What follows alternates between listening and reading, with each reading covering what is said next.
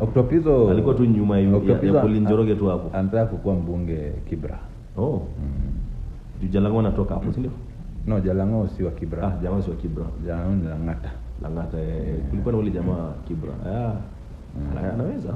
Kibra, MP wa Kibra ni mwenye juzi Larry Madoa amemwanika. Mwenye alikuwa na drive on the wrong side of the road. Ule alitukana. Akamwambia pelekea Ruto. Tumia Ruto, ujinga. So Octopi number 8 baby.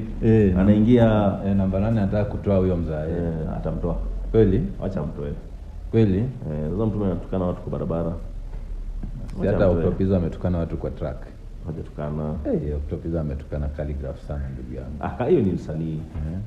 Octopizo mwenye walienda kukidnap breeder.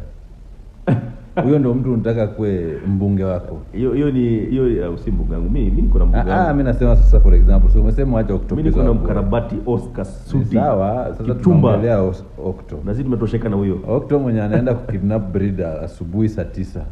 Hiyo ilikuwa show. Unajua breeder naye alikuwa amekuja sana. No, that's not.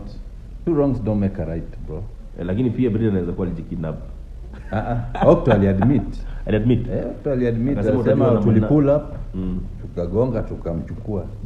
Bro, huyo ni goon. Sasa politicians ni goons, bro. Ndio survive kwa hiyo politics lazima kuwe goon. Huwezi kama ndio nasema ni sawa wewe tetea Octo, lakini usiseme ati tunatoa ule sababu alitukanana tunaweka Octo. Ule alibambi. Mimi Octo na nibamba. Unajua pia tunataka politician atubamba. Siko nanielewa.